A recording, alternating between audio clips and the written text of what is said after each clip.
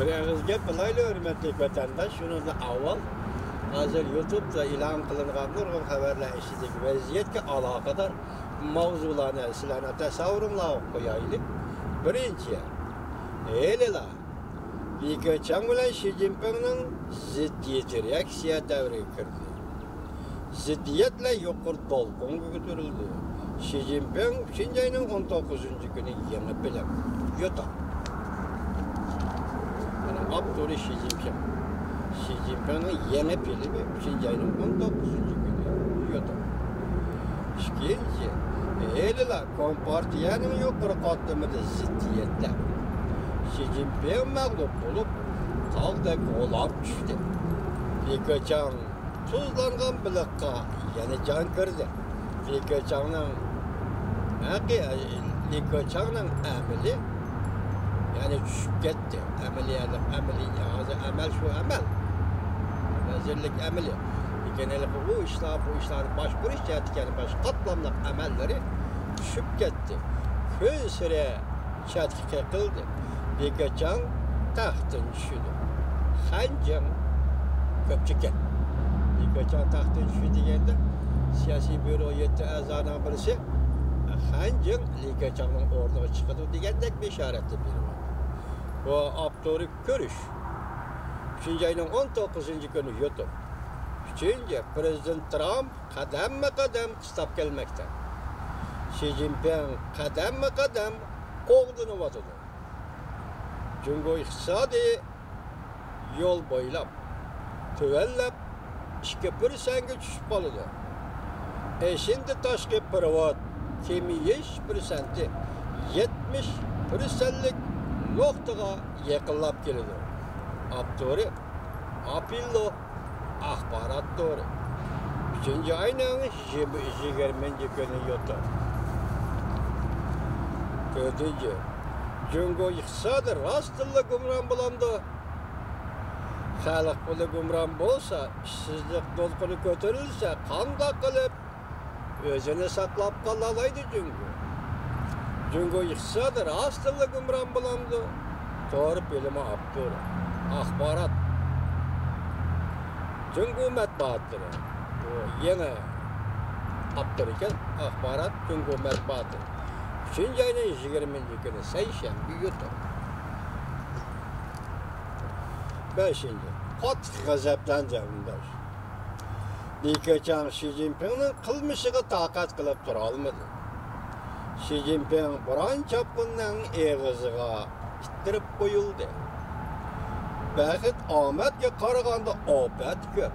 To'g'ri bilimi yutib abduri erkinlikning badili. 3-oyning 19. kuni yutib. Suiqasd intayin zo'r. 6. Jungo Kompartiyasining ichki ziddiyatlari o'rlashga boshladi. Xi Jinping pot orada taxtdan tushdi. Xi Jinping sistemasi yemirildi. Xi Jinpingning izbosari belgilandi. Mavzuliq to'g'ri bilimi 3-oyning 20 kuni chorshanba soat 9 da e'lon qilindi. Abduri erkinlikten bedeli yotur. 7. Liu Mengxiu, Chen Xiaoping. So'da urushida Xi Jinping Prezident Trumpga raqobatchi bo'lolmadi. Qonga qon, jonga jon shiori o'zligida yo'qoldi. Mavzuliq to'g'ri filmi 3-oyning 20 kuni YouTube'da e'lon qilindi. Abduri aynak televiziyasi. Chiroq yandimi, yanmadim bir ko'rib o'tay vatandosh.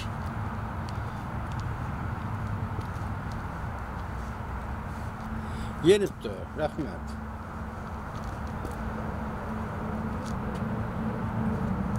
Otabning nurida chiroqni ko'rgan olmay. Endi kelayli hurmatli vatandoshimiz, hozir Xitoyning ahvoli mushu darajada ekan. Bir davlatning ikkinchi bir davlat bilan bo'lgan barliq munosabatlarning ichida xilma-xil munosabatlar bor. Hazır Amerika Qo'shma Shtatlar bilan Xalq Jamhuriyati o'rtasida savdo munosabatlarida masala chiqdi degan. Buni chiqishini keltirib chiqargan kishi yana boshqa emas. Jungo o'zi, ya'ni o'zi bergan va'daga amal qilmadi deyli. Endi bunday bir munosabatdagi sheriklash, ya'ni savdoga aloyiq, savdoga oid sheriklash endi Yevropa Ittifoqi bilan Jungo o'rtasida yuz berdi degan mana ko'rdik. Bugungi so'zga leksiyalarimiz yani ko'rib chiqdik. O'rtada endi Yevropa Ittifoqi bilan Jungo o'rtasida savdoda so'rgilish yoki savdo sheriklash yuz berdi. Yevropa İttifaqının meydanı Amerika'nın meydanında qilishmaydiganda. Masalan, Jungo qaratgan savdo siyosatida Amerika'nın savdo siyosatida navbatga. Yevropa İttifaqının savdo siyosati o'xshashla bir meydanda turganda yoki bir masalaga o'xshashla duch kelganda, masalan, Amerika Qo'shma Shtatlari qanday masalaga duch kelgan bo'lsa, savdo sohasida Jungo bilan bo'lgan savdo sohasida Yevropa İttifaqi ham shundaq masalaga duch keldi degan gap. Hozir agar Yevropadan kelayotgan bundoq bir talabni, Amerikadan kelayotgan bundoq bir talabni o'rinlab ketish Jungo uchun og'ir keladigan bo'lsa, yuqorida boshda aytgandek nima dedi? Rais Xi Jinping taxtdan tushdi. At ardı taxtdan tushdi. Uning o'rniga kim chiqdi hozir belgilanmadi. Boshqa kishilar Li-Keqiang deb ko'rsatdi o'tirdi. Gap bu yerda emas. Ya'ni Li-Keqiang amaliyat Xi Jinping hokimiyati ichidagi bir odam. Ya'ni sekretar partiyaning sekretari Xi Jinping, davlatning vaziri Li-Keqiang o'xshashliga bir hokimiyat, bir sistem, bir siyosiy tuzum. Bu Xi Jinpingning taxtdan tushib, Li-Keqiangning taxtga chiqishi bilan Jungo'da siyosatda o'zgarish bo'ladi desa tazi ishongili bo'lmaydi. Biroq fuqarolarning qo'llashini qo'lga keltirish yoki fuqarolarni xotirjam qilish uchun yana markazlik siyosatlarda, yana qattiq qo'lga qo'yilayotgan siyosatlarda o'zgarish bo'lishi bu cho'qim. Chunki odam almashganda siyosat almashidir. Hargiz partiyaning qarori nima, partiyaning hujjatini muabbadiy turaveradigan ish emas u. Adam almashgandan keyin har navbatda qurultaylar ochilgandan keyin siyosat o'zgarib turdi. Mubada hozir yuqoridalarning deganidek, yuqorida Xitoy nazariyachilarining deganidek, Rais Xi Jinping og'dirildigan yoki taxtdan tushadigan bo'lsa, bir mavzuda nima deyilibdi? Jungoga baloyi ofat yetib keldi.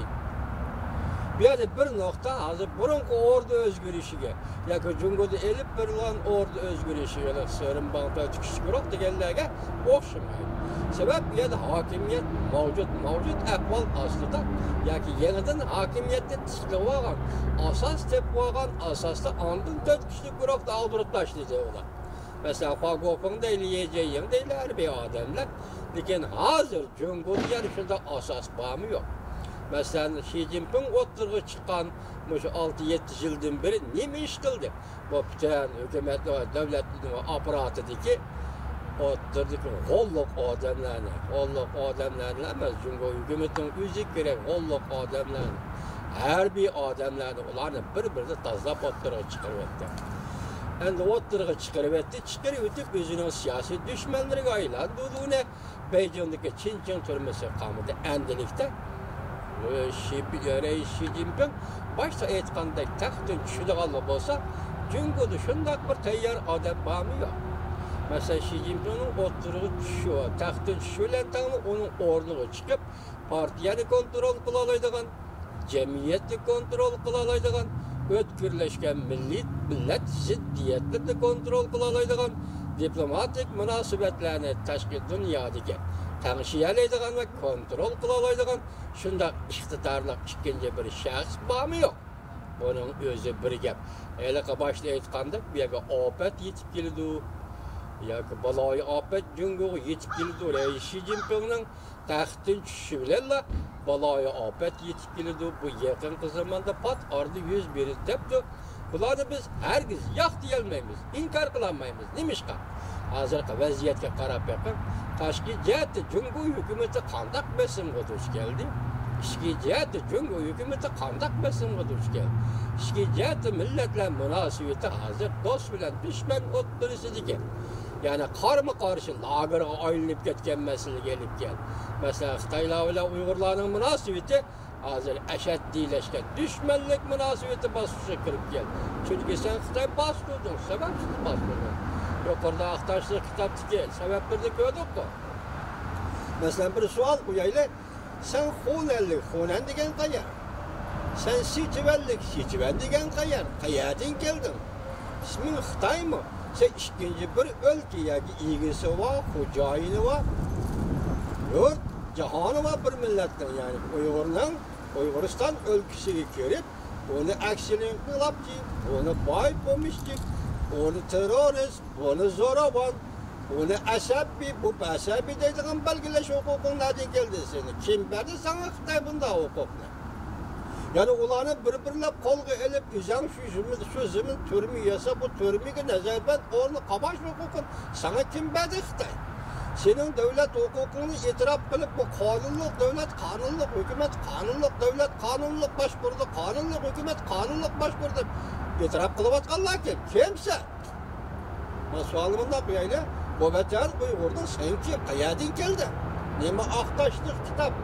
Nima Ko'ktoshlik kitob? Sen bu Şinjan doğrusu, yoki mustamlik Uyg'uriston to'g'risi so'zlash huquqini nereden aldın? Fakat birligi, kuch. Senin ittifaqlig'ing var, senin armiyan var, senin saqchi kuching var, kuch. Kuch, zo'ravonlik. Bu ne haqiqatni, ne saxtibazlikni, ne medeniyetni, ne kanunni, ne cemiyetni, ne bunun hukukunu itiraf kıldıgan narsa emas. O kuch. Kuchning ma'nosi bu zo'ravonlik. Sen fakat bu elgi zo'ravonlik bilan hukmronlik qilyapsan. Senin Aqtoshlik kitobingni o'zingni aqlab xalqaro jamiyat chiqishi o'rinsizdir birga. Buningdagi yana bir so'z deydigan nuqta shuki, hurmatli vatandosh, siz diqqat qildingiz. Nurbekra Şinjan Uyg'ur Abtonom rayonining yana gubernatorlik tuzumdagi Şinjan Uyg'ur Abtonom rayonining raisi bo'lgan Nurbekra o'tgan yil 9-oyning 21-kuni tuyuqsizlik qo'lg'ilin nazarband qilindi. Endi hozirga kelganda Nurbekra partiyadan chiqarib etildi. Bunday xizmat o'rnidan elib tashlandi. Demek hazır endi bu kishi mushu ahvolda adliyaning bir taraf qilishiga yoki jungucha Xitoyning tili bo'yicha aytganda